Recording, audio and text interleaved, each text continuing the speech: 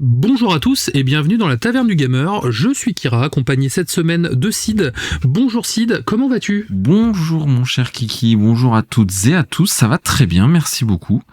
J'ai pas fait grand chose cette semaine, tu le sais, j'ai des semaines pas mal chargées en ce moment, mais écoute, je continue toujours Xenoblade Chronicle 2 et ça y est, je m'y remets sérieusement, enfin. Assidu. Le jeu m'est tombé des mains, ouais, je me suis remis de façon assidue, mais le jeu m'est vraiment tombé des mains pour diverses raisons que je développerai en chronique, mais je suis reparti sur de bon pied. Et Hollow Knight, toujours, je parle que de ces deux jeux, mais je suis toujours à fond, c'est très exigeant, j'adore les Metroidvania, tu sais que c'est aussi un style de jeu que j'aime énormément. C'est mon jeu préféré, tout à fait. Et vraiment j'adore, excellent titre, mais c'est tout, mais je sais que tu as été plus prolifique que moi Kira, donc vas-y, dis-nous ce que tu as fait cette semaine. Oh, cette semaine plus prolifique, peut-être pas. J'ai continué Like a Dragon Pirate Yakuza, donc je suis arrivé au dernier chapitre, là, au bout de 35 heures de jeu, donc j'avance quand même malgré tout pas mal. Ouais, quand même. Juste derrière, je continue à faire du GTA Online avec des amis et un petit peu en solo aussi sur mes pauses déj, donc je prends du plaisir à jouer à ce GTA 5 que j'avais pas fait depuis sa sortie. Ah oui, ok. Donc ça me laisse, j'avais oublié pas mal de petites choses et tout, et c'est là que je vois à quel point l'écriture est très très fine. Et ça, c'est vraiment super agréable. Et je commence juste après le rec Split Fiction avec une pote. Donc on va pouvoir attaquer tranquillement cette nouvelle pépite, a priori. Un jeu qui plaît beaucoup en tout cas. Donc j'ai hâte de l'essayer. Ouais. Et niveau série télé, je me suis mis sur Jack Ryan. Tu sais, la série inspirée de l'univers de Tom Clancy qui est sur Prime Video, okay. Avec John Krasinski. Donc là, je suis sur la saison 1, donc je commence doucement. Et c'est bien. C'est très très cool, ouais, carrément. La saison 1, c'est pas la meilleure, j'avais déjà vu les deux premières, la saison 1 c'est pas la meilleure, notamment pour sa représentation de la France, mais j'aime bien l'acteur, j'aime bien le personnage de Jack Ryan, et donc je passe un bon moment dessus en tout cas. Déjà pour commencer, comment on peut te faire plaisir ? Alors vous le savez, le petit rituel, les 5 étoiles sur les applications de podcast, ultra important, ça permet, vous le savez très certainement, de manipuler les petits algorithmes des applications de podcast et nous faire remonter facilement. Souvent je demande comment vous nous avez découvert, et c'est généralement tout le temps en tapant dans la barre de recherche gaming ou jeux vidéo, et pour qu'on remonte dans le top, en effet les notes c'est hyper important. Et sinon sur les réseaux sociaux, Twitter, Insta, Facebook, vous le savez, et le formulaire du site aussi, qui est à votre disposition. Voilà, qui nous permet d'avoir directement vos messages et surtout de ne pas être limité en termes de caractères aussi. C'est vrai. Pareil, on va commencer par le sommaire. Alors, qu'est-ce qu'on a préparé cette semaine ? Je bafouille. Tout bafouille. Alors, des actualités, évidemment. Donc, on va parler de Death Stranding, de Monster Hunter, de Robocop, et enfin de Control, si je me souviens bien de ce que tu m'as dit cet après-midi. Est-ce que je me suis bien souvenu ? C'est exactement ça, tout à fait. C'est exactement ça, ouais. Après, tu vas parler d'un jeu qui a un opening légendaire, un petit peu de rétro gaming, donc c'est Metal Gear. Je dirais même un des meilleurs openings de tous les temps. Ah, l'opening est assez fou, je suis d'accord. Après, faut aimer les cinématiques de 50 minutes, mais c'est Metal Gear Solid 2. Et enfin, on terminera avec le bas-fond du transmédia ou du cross-média avec les films et séries Tekken. Ce sera rapide, mais pas piqué des hannetons, vous verrez. Ça sera rapide et douloureux. Exactement. Du coup, on attaque pour la première news, mais avant ça, le générique.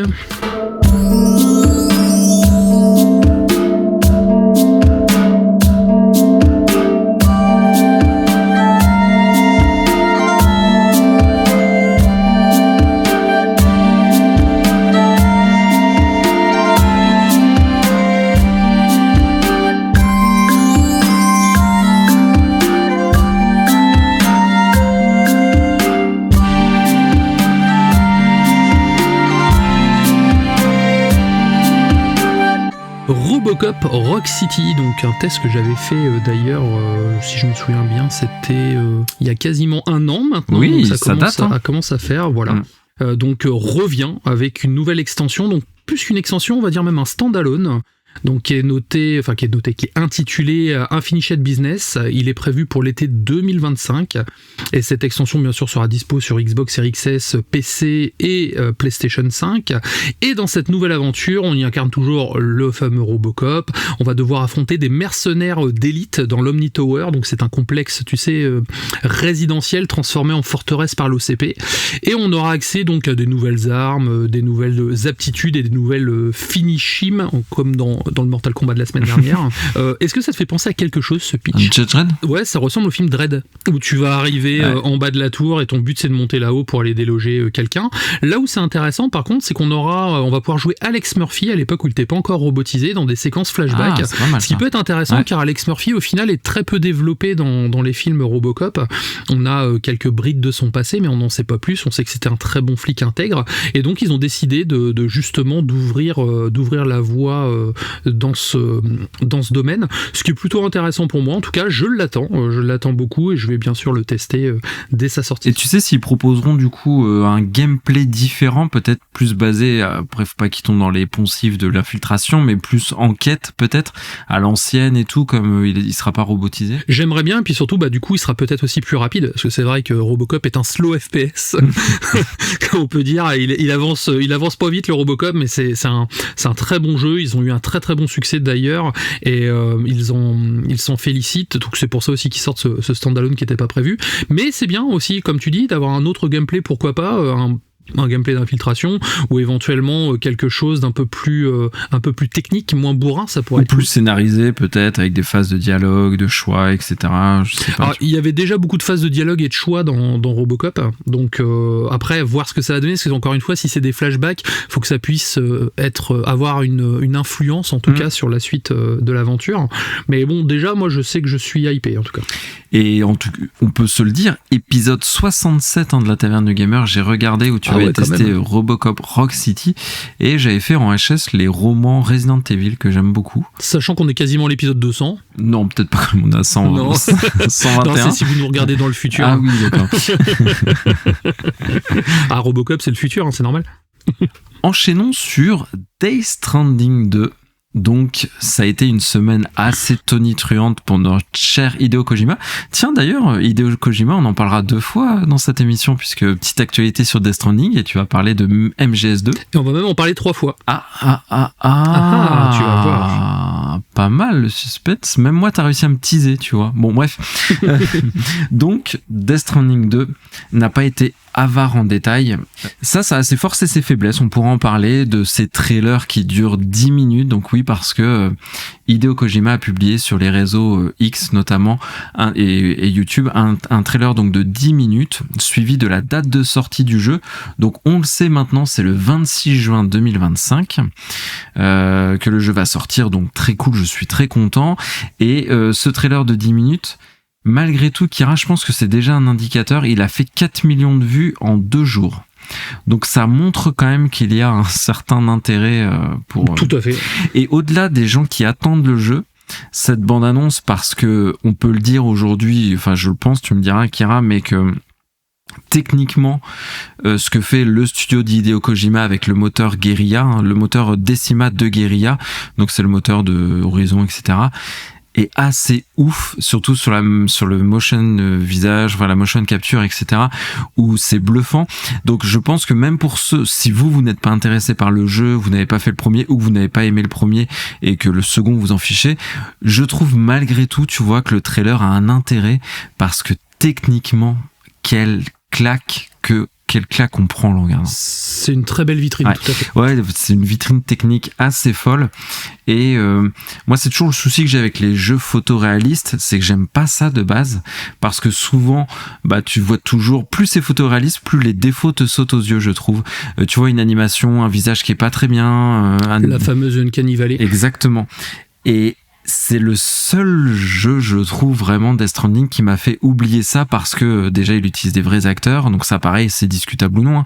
Mais en tout cas techniquement c'est tellement abouti que j'ai pas cette désynchro qui se fait entre le photoréalisme et jeu vidéo, et ça je trouve ça assez fou. C'est vrai que c'est ce que j'ai vu de plus beau, en tout cas en termes d'animation faciale ou quoi que ce soit, et c'est vrai que comme tu dis, le photoréalisme, on voit d'autant plus les défauts quand c'est, tu sais, quand il y a une légère différence, et c'est pour ça aussi que j'aime pas trop les jeux type photoréaliste japonais, tu sais, à la Square Enix, parce que du coup j'ai tout de suite cette sensation d'avoir des poupées en face de moi, ce qui me gêne en fait. Et là on n'a pas du tout comment dire, cet effet là, et comme tu disais c'est des vrais acteurs, et on a vraiment par moments cette sensation qu'ils sont vraiment là. Donc ouais, ce trailer est assez fou, et en plus il est généreux, on voit beaucoup de choses, donc ça va se passer, si j'ai bien compris, 11 mois après les événements du 1, donc sans spoiler la fin du 1, mais on est dans un monde qui est déjà beaucoup plus automatisé, avec des nouveaux véhicules, des vaisseaux, la présence de bébés qui a grandi, donc ça c'est un élément fort que voilà, on va pas révéler trop d'intrigue, mais c'est dans le trailer, donc c'est la petite Lou que l'on va suivre, des nouveaux véhicules, des nouveaux décors, une urbanisation un peu plus étendue du monde, donc ça donne aussi le sentiment d'avoir laissé un vrai héritage suite au premier jeu. J'espère qu'il y aura peut-être une reprise de notre sauvegarde, est-ce qu'on aura, tu vois, une sorte de continuité aussi dans ce qu'on a pu créer et tout. Ça serait cool. Ouais, ce serait pas mal. Et surtout, ce qui m'a le plus intrigué, c'est la présence d'un nouveau peuple, une sorte de secte qui vont nous pourchasser, qui vont pourchasser Lou, et on verra que voilà, j'essaie de pas trop en dire, mais des péripéties entre Fragile et Sam, pourchassés aussi par cette secte. Enfin, ça a l'air vraiment sympa. J'aime bien ce côté un peu ésotérique, un peu ils sont tous drapés de rouge et tout. Enfin, ça a fait vraiment sensation. Donc voilà, je veux pas trop en dévoiler, parce que si vous avez pas fait le 1, voilà, c'est pour pas gâcher les surprises, mais en tout cas je vous invite vraiment à regarder ce trailer, parce qu'il vaut le détour, qu'on aime ou pas le jeu. Et ils ont annoncé aussi un collector, donc qui est assez magnifique, avec une très belle figurine, avec des bonus dématérialisés. Moi j'avoue, je trouve pas très jolie la figurine. C'est les goûts, les couleurs. Ouais, bah après, bon, faut aimer la ouais, non, et puis surtout faut aimer la DA du jeu. C'est vrai qu'elle est particulière, donc si t'adhères pas à la figurine, tu vas trouver que c'est disons, je me dis où je mettrais ça chez moi, tu vois. Ouais. Mais malgré tout, collector que je ne prendrai pas, alors que je suis absolument totalement dingue du truc et j'ai envie, mais il y a deux choses qui me font ne pas le prendre. La première, c'est l'absence de jeu physique dans la collector. Donc ça, c'est de plus en plus récurrent, et il y a une explication tout à fait logique. C'est qu'en mettant le disque dans la boîte, les gens qui ont des consoles des maths, en fait le collector ne leur sert pas à jouer. Donc pour contenter le plus de monde, ils mettent la version dématérialisée qui convient à ceux qui ont le lecteur et ceux qui n'ont pas le lecteur. Parce que quand tu n'as pas le lecteur, il te faudrait et la galette et le code du jeu. Donc 2 jeux en un. Oui, c'est l'excuse qu'a utilisé Microsoft justement pour Indiana Jones et Starfield.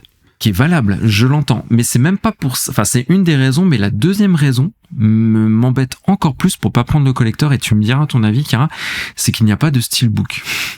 Et bon, oui, toi, je connais ton amour pour les steelbooks, j'adore les steelbooks, et donc c'est les boîtiers métalliques pour les jeux, etc.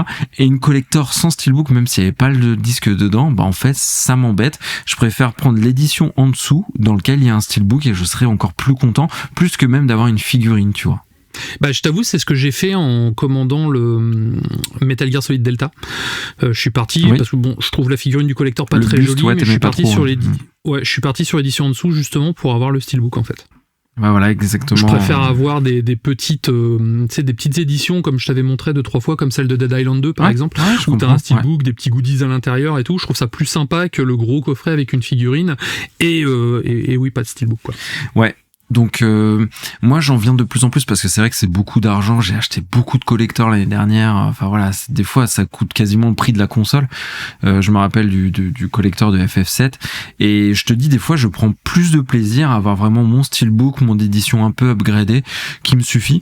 Et donc là pour Death Stranding, voilà, pour ces deux raisons, et le support physique, bien que j'ai donné les contre-arguments, ils s'entendent, mais aussi cette absence de steelbook feront que le jeu sera Day One, mais il sera pas dans sa version collector, la version juste en dessous, du coup. Ouais, je suis d'accord. Genre, moi, je vais revenir sur la bande-annonce que j'ai trouvé aussi plutôt sympathique avec une belle DA et tout. Bon, j'ai trouvé que cette espèce de Solid Snake Wish, ça m'a un petit peu dérangé. Le gars, enfin Luca Marinelli, je crois, il s'appelle. Que je trouve pas spécialement charismatique. Ça, voilà, j'ai trouvé que c'était un petit peu pour faire du gros clin d'œil aux fans. C'était pas forcément nécessaire.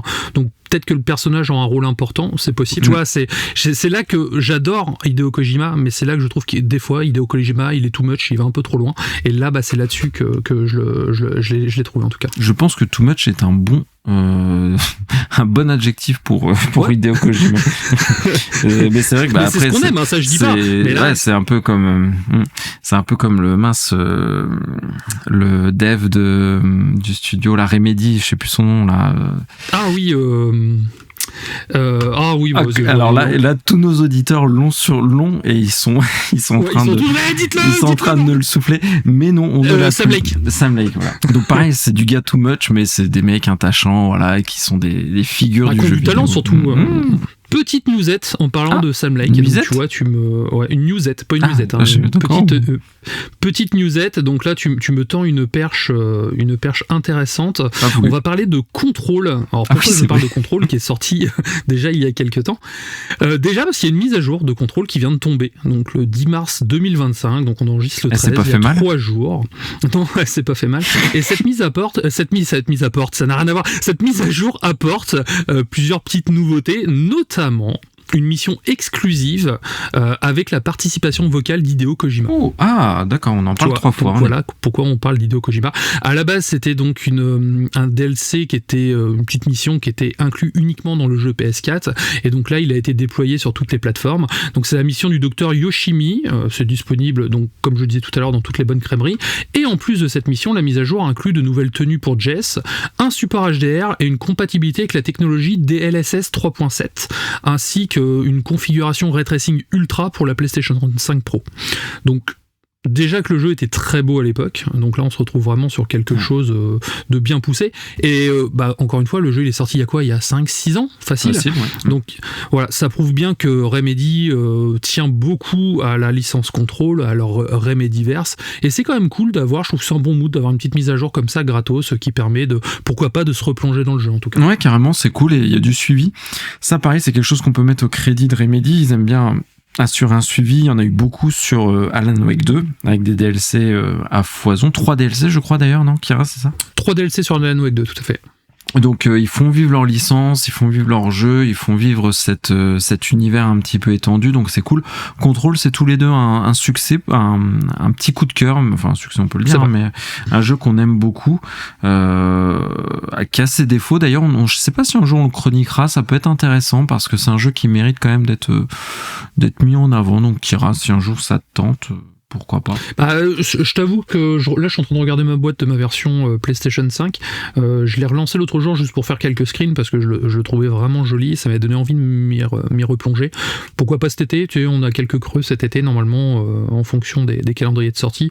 Pourquoi pas, parce qu'on a beaucoup de jeux à jouer, mais c'est vrai que c'est un jeu dont j'aimerais parler, surtout dans ses thématiques en fait. Après le jeu est tellement monstrueux avec un lore gargantuesque en fait, donc voir sous quel angle je pourrais l'aborder. C'est vrai que c'est dense. Rien à voir avec la danse, quoi. Rien à voir avec la danse, tout à fait. Est-ce que tu veux parler de monstres ? Toujours. Toujours, on aime bien les monstres, on aime bien les films de monstres, hein. Moi, Godzilla, vous le savez. Mais là, on va parler de Monster Hunter. Parce que... Ouais, donc non, on va pas en parler, en fait. Si, parlons-en quand même, parce que c'est le succès incontournable du moment. C'est le succès de l'année, ouais. 8 millions. 8 millions d'exemplaires en 3 jours, c'est assez fou. Des pics d'1 million de joueurs en simultané sur Steam, rejoignant je crois le top 5 ever de Steam. C'est le record de vente chez Capcom. C'est 500 millions de dollars générés en 3 mois, donc un demi-milliard généré en 3 jours, pardon, pas 3 mois. Ils sont bien, et je l'ai dit, c'est leur plus gros démarrage de tous les temps, pour en plus leur licence la plus vendue. Monster Hunter, c'était déjà la licence la plus vendue, portée par le Japon, mais depuis World et avec ce Monster Hunter Wilds, il confirme vraiment le succès, il confirme la hype, et on est sur un jeu qui finalement aujourd'hui n'est plus du tout un jeu de niche, si on a pu considérer qu'il l'était. On est sur une licence vraiment mainstream maintenant.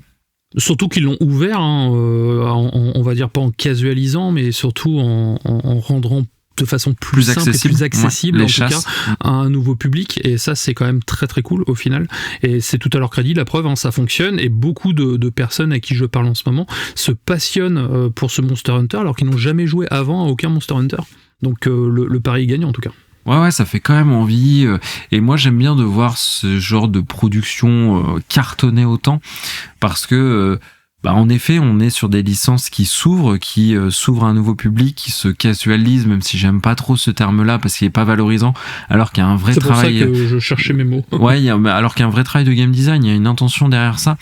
Et aussi, je trouve que c'est des jeux très typés japonais. On sait que l'Asie en ce moment, c'est vraiment le fer de lance du jeu vidéo, il est en Asie aujourd'hui, je pense qu'on peut vraiment le dire. Ce genre de production le confirme.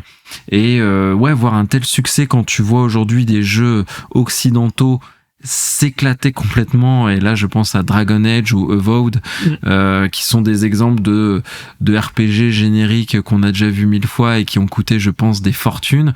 À contrario, t'as un Monster Hunter qui a certainement coûté cher, mais en fait, c'est des jeux qui sont quand même plus rationnels en termes de coûts, en termes de production, en termes d'intention, en termes de tout ça.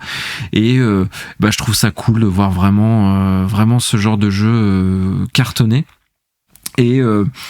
Et ouais, ils portent les ventes du studio, ils portent aussi les ventes, on en parlait de PlayStation, certainement il y a beaucoup de PS5 qui vont se vendre grâce à ce jeu. Donc je pense que là, sur le premier trimestre 2025, s'il devait y avoir un GOTY trimestriel, ce serait, je pense, celui-ci qui a fait un petit raz-de-marée. Indéniablement, c'est sûr. Par contre, tiens, c'est marrant que tu parlais de Dragon Age tout à l'heure. Tu sais, j'ai mis dans mon top 5 Dragon Age Veilguard, et il est disponible gratuitement sur le PS Plus depuis peu. Et c'est vrai que pas mal de gens m'ont dit, ouais, tu l'as mis en ton top 5 et tout, machin, mais personne n'y avait joué. Et tu sais quoi, depuis qu'il est disponible gratuitement et que beaucoup de personnes y jouent, j'ai des retours en mode t'avais raison en fait, franchement c'était cool, pourquoi je me suis arrêté à la shitstorm ou quoi. Donc les gars, profitez-en, il est gratos, si vous pouvez, lancez-le, jouez avec, vous allez voir, vous allez passer un bon moment. Par contre, on dira peut-être pas pareil pour Evolved. Et tu vas le tester alors du coup, Evolved, ou pas? Non. Mais en tout cas, aussi Capcom a prévu, et ils ont bien raison, une petite mage qui va arriver en avril avec un nouveau monstre, des petites nouveautés. Donc attendez-vous, si vous êtes fan du jeu, à voir ce jeu durer. Pour l'instant, je résiste toujours à l'acheter, donc je résiste, prouve que j'existe. Comme j'ai pas beaucoup de temps de jeu, je ne vais pas dessus, mais peut-être qu'un jour, je sais pas, Akira, je sais pas si je dois me lancer. J'ai fait les deux d'avant, j'ai pas aimé, pourquoi j'achèterais celui-ci, tu vois? Il paraît que le jeu, c'est une bonne question. Est mieux, c'est une bonne question, il paraît que le jeu est mieux et plus accessible. Après, c'est un jeu qui est chronophage, je pense qu'il faut pas avoir faut avoir beaucoup de temps devant soi en fait, pour donc pouvoir faut pas être moi, quoi. Okay. Voilà, et toi t'as pas vraiment beaucoup de temps et tout, même moi, toi qui ai quand même plus de temps de toi de jeu, je pense que j'ai pas assez de temps avec la vie de tous les jours en fait pour me plonger pleinement dans un Monster Hunter, donc c'est pas faute, peut-être 10 ans de moins, tu vois, 10-15 ans de moins, pourquoi pas, mais là c'est t'as raison. En plus j'ai Clair Obscur qui arrive, donc voilà. Oui, il y a déjà plein de jeux qui vont sortir cette année qui ont l'air très cool. Ainsi se termine la partie news. Oui. On va attaquer la partie test. Donc je l'avais promis depuis longtemps. On va tester, je vais tester le Metal Gear Solid 2. Juste avant ça, j'ai sélectionné la musique d'intro, bien sûr, parce qu'elle est mortelle. Et elle est incroyable.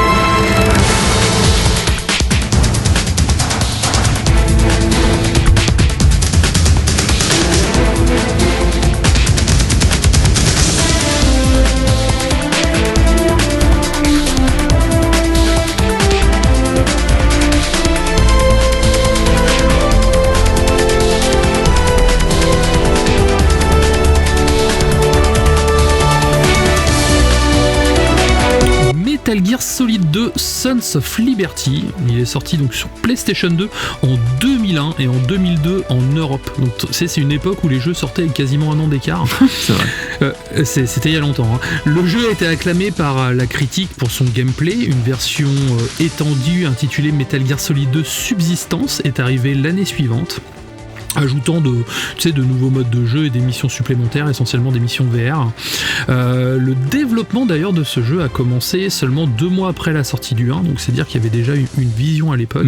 Et moi, j'ai utilisé la version PS5 de Metal Gear Solid 2 Sons of Liberty pour ce test justement. Donc il est inclus dans la Metal Gear Solid Master Collection. Donc juste pour détailler un peu la collection vite fait, ça apporte plusieurs améliorations notables. Hein. Les graphismes ont été légèrement remasterisés. Lissé peut-être, ouais. Voilà, ça a été lissé. Les temps de chargement sont beaucoup plus rapides. Il y a une résolution aussi plus élevée avec un visuel plus net. On peut choisir entre différents paramètres de résolution. Donc il y a du Full HD, de l'upscaling. Si on veut encore plus bénéficier de qualité. Après, ça reste malgré tout un remaster assez paresseux. Le jeu est dans son jus. Mais au moins, ça permet de le jouer dans de bonnes conditions. Metal Gear Solid 2 donc commence avec une séquence mémorable où Solid Snake infiltre un tanker en pleine mer. Dès les premières minutes, le jeu nous plonge dans une atmosphère digne d'un James Bond, de la grande époque bien sûr, et nous rappelant les débuts de Metal Gear Solid, donc avec une cinématique époustouflante qui montre Snake en pleine action. La mission du tanker est souvent considérée comme une masterclass en matière de design de jeux vidéo, grâce à son mélange parfait de gameplay, de narration et de cinématique. Snake est plus classe que jamais. Il utilise ses compétences de furtivité pour naviguer à travers le navire, évitant les gardes, en collectant des informations cruciales, et cette introduction reste l'une des plus belles et des plus mémorables du jeu vidéo. Et elle dure combien de temps cette intro ? Elle dure 10 heures ? Non, il faut compter à peu près... maintenant, je te la fais en 30 minutes, un petit peu moins, mais... Et combien de temps de cinématique sur les 30 minutes ? Un petit quart d'heure. Ah ok, non c'est honnête. Je chambre mais c'est honnête. C'est honnête. C'est pas Metal Gear 4. Je confonds peut-être alors. Après ce prologue, le jeu prend une tournure donc inattendue avec l'introduction de Raiden, un nouveau personnage jouable qui remplace Solid Snake. Donc ce fut une très grande déception pour moi à l'époque, car je voulais incarner forcément mon héros tout au long du jeu.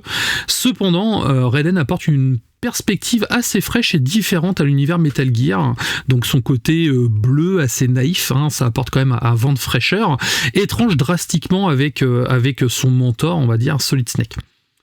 Son arrivée marque le début de la mission sur le Big Shell, donc une installation de nettoyage en mer. Bien que Raiden n'ait pas le charisme de Snake, c'est indéniable, son inclusion permet d'explorer des thèmes plus profonds et complexes tels que l'identité, la manipulation et la réalité virtuelle. Incarner Raiden permet de mettre en lumière la grandeur de Solid Snake, c'est le fait de ne pas le jouer qu'il en devient. Bien sûr, ça le valorise par extension. Voilà, iconique. Ça reste très subtil, car en tant que nouveau venu inexpérimenté, Raiden offre un contraste assez frappant avec Snake, dont les compétences et le charisme sont déjà bien établis. Ce choix narratif permet aux joueurs de voir donc Snake sous un nouveau jour, et à travers les yeux de Raiden, donc un bleu du coup, Snake apparaît comme un mentor, une figure presque mythique, renforçant son statut d'icône dans l'univers du jeu vidéo. Cette dynamique entre les deux personnages enrichit l'histoire et ajoute une profondeur très pertinente à cette grande histoire qu'est Metal Gear Solid, tout en soulignant les thèmes de mentorat et de transmission des compétences.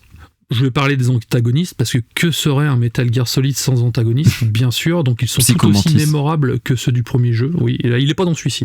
Aussi mémorable quand même, j'ai moins de souvenirs sur les antagonistes. Tu vois, ceux du 1 m'ont tellement marqué. Je me souviens moins. Ceux du 1 sont très marquants aussi, peut-être parce qu'on les a connus jeunes. Ils sont mémorables à leur manière, mais c'est vrai quand on pense à Metal Gear, on pense souvent aux antagonistes du 1 et aux antagonistes du 3, car l'accent était vraiment mis sur ces personnages. Là, on tourne vraiment autour de Raiden et de Snake en fait. Et du coup, par rapport à ça, quand je t'écoute, moi dans mon souvenir, je l'ai pas refait depuis l'époque, donc ça date. Pour moi, il y avait 2 parties, mais qui étaient en durée de vie un peu similaires ou pas du tout? Enfin, moi, je me souviens du naufrage du tanker avec Snake et Big Shell avec Raiden, mais la part de ces deux missions, enfin, c'est beaucoup plus long la partie de Raiden. Ah oui, c'est 80-20, hein. Il y a 20% de tanker et 80% de Raiden, d'où la frustration à l'époque. T'as vu les souvenirs, c'est ouf. Moi, j'avais l'impression que c'était équivalent, tu vois. Ah non, pas du tout, hein. Vraiment, au début, c'est comme une grosse démo, c'est vous êtes content d'avoir joué Snake, et ben vous le jouerez plus. Ah. Voilà, c'est comme ça qu'on l'a ressenti, parce que j'en parle encore avec un pote de temps en temps. Avec un peu d'émotion. On a toujours cette sensation de cette fait un petit peu. J'avais été déçu du jeu à l'époque, mais je l'ai pas mal réhabilité, mais je reviendrai tout à l'heure. Donc au niveau des antagonistes, hein, donc ce sont toujours des personnages complexes aux motivations variées, hein, chacun incarne des thématiques spécifiques. On a Soldier Snake, par exemple, qui cherche à libérer le monde de la domination des patriotes, incarnant les thèmes de la liberté et de la rébellion. On a Vamp, donc qui a des capacités surnaturelles, il ressemble à un vampire, hein. Il symbolise l'immortalité et la douleur, tandis que Fortune, hanté par la perte de ses proches, représente la fatalité et la vengeance. On a toujours ce bon vieux Revolver Ocelot, qui quant à lui incarne la trahison et la manipulation, ce qui ajoute une couche de complexité aux alliances et aux motivations des personnages. Donc ces nouveaux antagonistes permettent d'explorer des thèmes plus profonds, tels que la manipulation de l'information, l'identité de la réalité, et surtout c'est la lutte pour la liberté face à un contrôle oppressif d'une caste invisible aux yeux du grand public. Donc c'est des thématiques qui sont encore très actuelles pour un jeu qui est sorti en 2002. En 2001, du coup. Ouais, il est toujours un petit peu précurseur de toute façon, Hideo Kojima.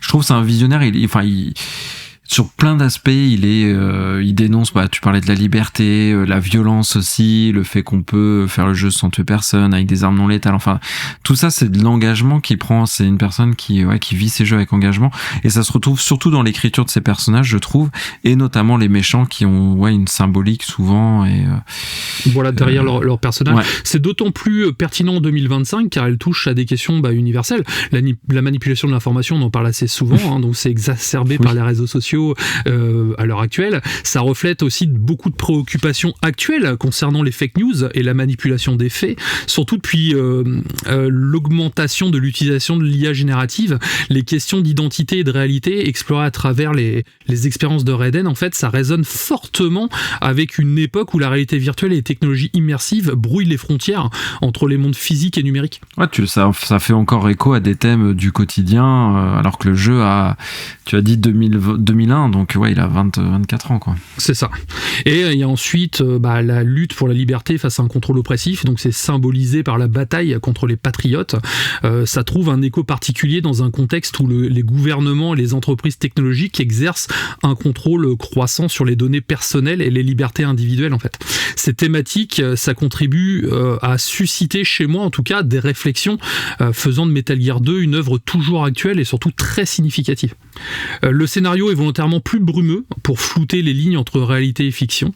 Et ça, c'est quelque chose, pareil, qui m'avait un petit peu déçu à l'époque, mais maintenant, avec mon regard donc plus expérimenté, plus aguerri, c'est là que je comprends vraiment le génie derrière cet épisode. Le sens. Ouais. Le cœur du gameplay reste toujours la furtivité, hein, avec des améliorations comme une vue du dessus, donc cette vue a pas mal vieilli, bien sûr, comme dans le premier Metal Gear, mais surtout, on retrouve, grâce à la puissance de la PS2 à l'époque, des graphismes améliorés, des environnements plus détaillés et des animations beaucoup plus fluides. On a également une mise en scène plus travaillée. Le jeu introduit aussi des mécaniques comme la possibilité de viser en vue à la première personne, donc ce qui est un peu chiant car Snake s'arrête direct pour tirer. Ça marche. Voilà, il avance pas, il tire pas en même temps, donc ça c'est un petit peu dommage. On peut aussi cacher des corps des ennemis pour éviter de se faire repérer et aussi interagir avec l'environnement de manière plus réaliste, ce qui peut également les interroger pour obtenir des informations. Donc tu vas choper ton ennemi, tu vas lui balancer un petit truc, tu vas attirer un ennemi vers toi, tu vas l'attraper, tu vas l'interroger, après tu peux l'assommer et le planquer, en fait, ce que tu pouvais pas faire dans le. Et je me rappelle que l'intelligence artificielle était mieux aussi, il travaillait davantage en groupe pour te faire des pièges, etc. Enfin, j'avais cet aspect intelligence artificielle qui m'avait marqué. Complètement, en fait, l'intelligence artificielle a subi vraiment un beau gap. Tu as les gardes maintenant qui patrouillent de manière plus crédible, ils réagissent au bruit des environnements suspects, ils peuvent appeler des renforts en cas de besoin, ils sont aussi plus dynamiques et imprévisibles. Certains peuvent te contourner à certains moments, et je t'avoue avoir été surpris. Quand tu vois certains jeux actuels et que tu vois l'intelligence artificielle de certains jeux actuels, je me dis, ah ouais, quand même, à l'époque, c'était quand même plus dur. Hein. Là-dessus, il n'y a pas de débat.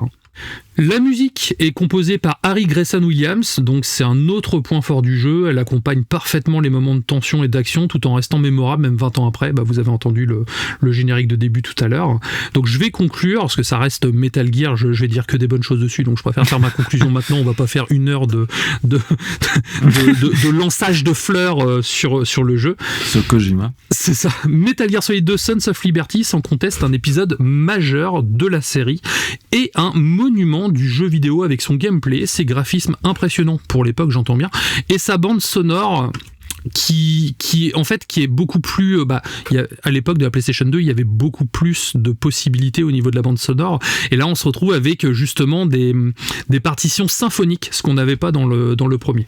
Metal Gear Solid 2 a conservé son charme et sa pertinence grâce à une réalisation soignée et une histoire toujours aussi incroyable. Il continue d'influencer les jeux modernes et de susciter la réflexion chez les joueurs. En somme, c'est une œuvre intemporelle qui mérite sa place parmi les plus grands jeux vidéo de tous les temps. Pour les nouveaux joueurs, le gameplay peut rebuter de par sa rigidité, mais le jeu vaut en jeu vraiment la chandelle si vous obstinez, donc c'est un jeu que je vous conseille bien entendu. C'est pas un bon premier jeu en fait, je ne conseille pas de commencer par Metal Gear 2. Si vous pouvez commencer par le premier Metal Gear Solid, même si le jeu a vraiment encore plus vieilli, mais déjà vous aurez tous les tenants, les aboutissants de l'histoire. Donc pour moi ça reste un chef-d'œuvre, c'est pas mon préféré de la série, mais ça reste un chef-d'œuvre et un très très grand jeu. Et ce qui m'intéresse beaucoup de savoir, Kien, c'est pourquoi et comment avec le temps tu l'as réhabilité alors qu'au début tu vois c'était compliqué. En fait je m'étais tout simplement bloqué sur le personnage, encore une fois tu me connais, moi les personnages pas charismatiques c'est compliqué, et je m'étais retrouvé avec encore une fois avec ta Solid Snake qui chie la classe en début de jeu, d'un coup tu te retrouves avec un petit blondinet qui fait une chandelle à chaque fois qu'il veut passer par-dessus une grille, ça m'a fait bizarre, tu sais vraiment le cliché du petit blond un peu beau gosse, tu vois, c'était vraiment tout l'inverse de Solid Snake qui est quand même un militaire qui a vécu et qui a le visage un peu buriné, et j'avais du mal à passer au-delà de ça si tu veux. Quand j'ai relancé le jeu et que j'ai continué, tu apprends des choses sur le passif de Raiden en fait, et même si c'est un bleu tu comprends pourquoi il en est là, et surtout tu comprends le message de Kojima derrière, pourquoi il te fait incarner ce fameux Raiden en fait. Et bien sûr les événements de MGS4 m'ont permis aussi de réhabiliter le personnage par la suite. Et il avait pas eu aussi une sorte de TPS Raiden, ou je sais plus, fait par Platinum Games, c'était un beat'em all. Ouais, c'était un beat'em all à la Bayonetta en fait, Metal Gear Rising. Et alors, c'est bien. C'est le seul jeu que je n'ai pas fini, Metal Gear, parce que le gameplay ne me plaisait pas à l'époque. Je l'ai en boîte en plus toujours, hein, donc je pense que je vais le relancer pour voir. Mais c'est vrai qu'à l'époque je m'étais vraiment beaucoup ennuyé là-dessus. Il y avait des trucs très très cool, mais c'était trop frénétique pour moi. Ça allait à l'encontre de l'ADN Metal Gear en fait.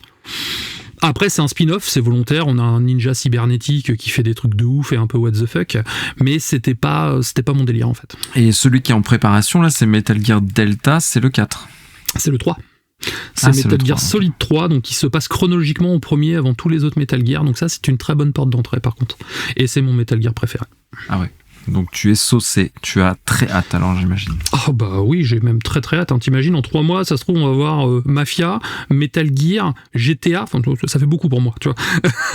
Et GTA, un Terminator en 2D qui a l'air trop bien. Ouais. Que t'as pris en collector, je crois, du coup. Ouais, que j'ai pris en collector. Mais je suis pas sûr que GTA sorte du coup cette année. Ouais, c'est ce que je disais c'est hier, un autre débat. C'est ce que je disais hier en jouant avec des amis, justement, GTA Online. Je me dis, je le sens pas trop. À mon avis, je le sens sortir en 2026. Il y a 3 jeux Touquet qui sortent en moins de 3 mois, donc ça me paraît quand même risqué de balancer leur plus grosse cartouche au risque d'éclipser les autres, quoi. Je suis d'accord avec toi. Donc, Metal Gear Solid 2 est disponible sur Switch, Xbox, PC, PlayStation dans la fameuse compile HD. Toi, tu vas nous parler de cross-média, de caca et de jeux de combat. Donc, c'est les 3 à la fois. Ouais, les 3 à la fois. C'est les œuvres Tekken.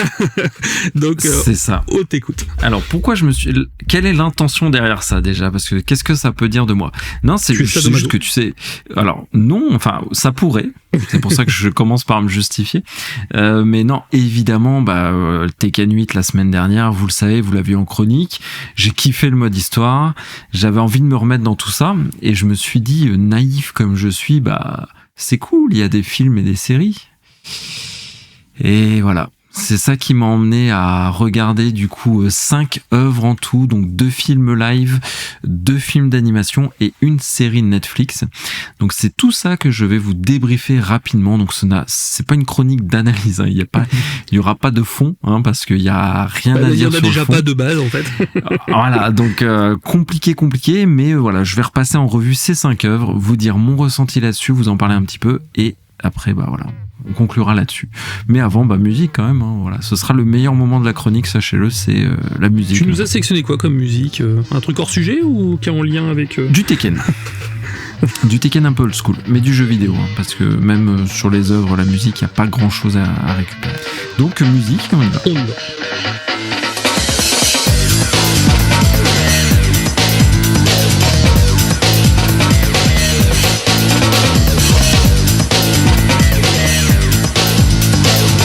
Donc 1998. Qu'est-ce que ça t'évoque 1998, Kira ? Alors j'ai honte de le dire, mais la Coupe du Monde. Et ouais, alors en te posant la question, parce qu'elle était, on n'avait pas préparé cette question, moi-même je l'ai sortie là comme ça en improvisation, et en le disant, ça m'a inspiré aussi la Coupe du Monde 98. Alors qu'on est tous les deux absolument pas des footeux, donc il faudrait qu'on revoie un autre. Mais non, ça aurait pu t'inspirer Tekken The Movie Picture OAV. Ça aurait pu. Ça aurait pu, rien qu'en le disant, ça me fait marrer. Mais finalement, c'est presque pas le pire. Donc c'est un OAV assez court, moins d'1 heure je crois, même si ça peut paraître plus, c'était moins d'1 heure, fait par le studio Sunrise malgré tout. Donc tu vois, je dis on s'ambiance quoi. Sunrise, c'est Gundam Wing que j'aime beaucoup, c'est la vision d'Escaflowne que j'aime beaucoup, c'est du Nicky Larson que l'on aime beaucoup, tout à fait. Cowboy Bebop qu'on aime beaucoup également. Et Code Geass que j'adore. Voilà, donc on se dit quand même Studio Sunrise. Voilà, donc ce que je peux dire, c'est pas de Joe Clodo. Donc ce que je peux dire, c'est que graphiquement ça a pas mal vieilli. C'est plutôt encore joli à regarder. Donc on suit Jin Kazama qui tente d'empêcher Kazuya de se venger et de céder à ses pulsions démoniaques. Enfin bref, c'est toujours le combat un peu fratricide ou plutôt patricide entre Jin et son papa Kazuya, mais c'est pas incroyable par le scénario déjà. Le scénario est très bateau jusqu'à l'écriture des personnages. Alors attention, mais ouais, c'est ce que j'allais dire. Attention, je suis pas en train de défendre en effet la profondeur d'écriture des personnages de Tekken et tout, parce que Tekken, c'est Tekken, je l'ai dit dans ma chronique la semaine dernière, c'est popcorn, c'est fait pour être un peu what the fuck et on se fout sur la tronche quoi. Mais là, c'est d'un vide abyssal en termes d'écriture et de dialogue que ça sort un petit peu tout l'intérêt du truc, alors que graphiquement c'est sympa, les combats sont assez cool. Et par contre, ce qui m'a le plus marqué, c'est l'absence totale de certains persos assez emblématiques comme King. Tu vois qui c'est King, la tête de panthère là, le catcheur avec tête de panthère. Oui, je vois. Ou Paul avec sa grosse coupe raide là, un peu à la Guile de Street Fighter, Yoshimitsu aussi avec son sabre. En fait, tout cela on les voit pas, et c'est d'ailleurs une sorte de petite récurrence qu'on aura sur toutes les œuvres qui représentent assez peu les autres persos. C'est toujours très centré sur Jin, Kazuya, Heihachi. Enfin voilà, c'est les Mishima qu'on suit dans leur combat de un peu d'ego d'ailleurs. Donc cette première œuvre, en fait, si vous voulez voir du Tekken, c'est triste que je commence par celle-ci, c'est presque une des seules que je vous conseillerais, pas parce qu'elle est bonne, c'est parce qu'elle est moins pire que les autres. Si vraiment vous voulez voir du Tekken. Parce que après, on enchaîne, Kira, sur 2010, donc il y a eu une petite faille spatio-temporelle entre-temps, 2009 même d'ailleurs, je crois. C'est le film live Tekken. Celui-là, je l'ai vu. Et c'était dur. C'est dur. Non, en réalité, c'est dur. C'est vraiment dur, mais il y a 2-3 petits trucs assez cool. D'ailleurs, je suis vraiment allé chercher les arguments, mais j'ai bien aimé les doubleurs, la VF et tout est assez cool. Ah ouais, quand tu commences à sortir le doublage VF, c'est vrai que je me souviens de mémoire, le costume de Jin, il faisait cosplay. Alors le costume de Jin fait cosplay de ouf, mais il y a pire que Jin, il y a Kazuya. Ils en ont fait une sorte de pervers égocentrique. qui lui c'est pas trop le combat qui l'intéresse, c'est plutôt ce qui se passe dans un lit qui l'intéresse. D'accord. Et donc tu le vois dans son bureau, c'est un Mishima, donc il a une grosse corporation derrière lui, une grosse entreprise et tout, mais dans son bureau c'est des Il veut Ken, quoi. ouais, déjà il veut Ken, et en plus c'est des nanas à moitié à poil qu'il a en poster partout dans son bureau. Donc quand il reçoit les grands investisseurs, ça donne quand même un truc un peu bizarre. Et avec beaucoup de passages axés sur la chose, si je puis dire, mais comparé au deuxième film, c'est encore petit joueur. Mais en tout cas, je sais pas quel délire ils ont avec Kazuya de le faire très pervers comme ça. Mais sinon, ce film, en fait, il y a quand même l'intention un peu post-apo que j'ai aimé, où le propos c'est la lutte des classes. Donc on a un Jin qui part de rien, du plus bas, avec une famille pauvre, etc. Ce qui contrebalance tout de suite avec les Mishima, donc avec Kazuya son père, qui est son ennemi juré, qui lui, à contrario, vit dans le luxe, l'opulence de la Mishima Corporation, qui est une très grosse société. Donc ça, ce postulat est cool. Mais c'est nul. Enfin, ils ont tout raté, mais ce postulat est quand même sympa, tu vois.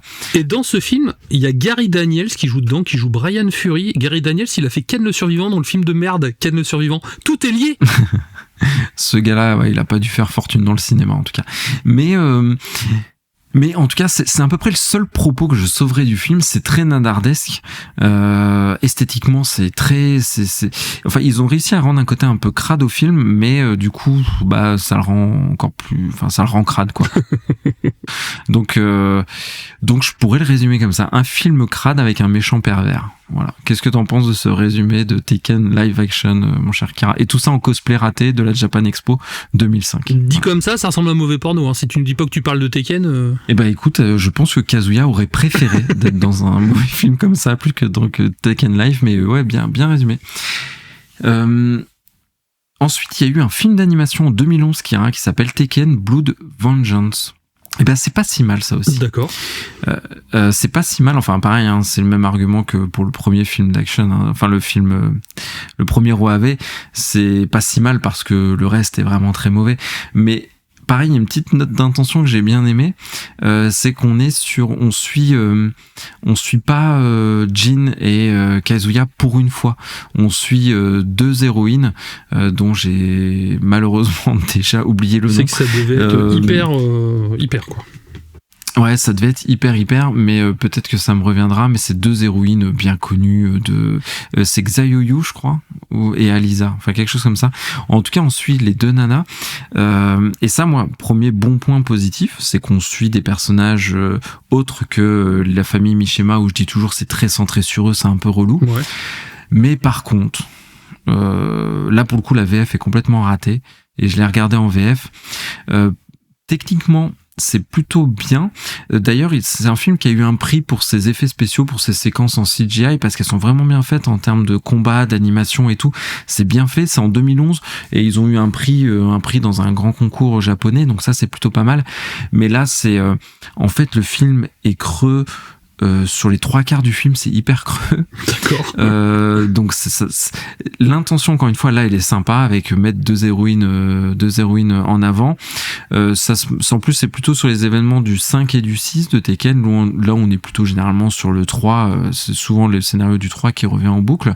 Et aussi, le réalisateur de Tekken Blood Vengeance, c'est Yoshi Mori, qui a dirigé aussi des séquences 3D des jeux vidéo.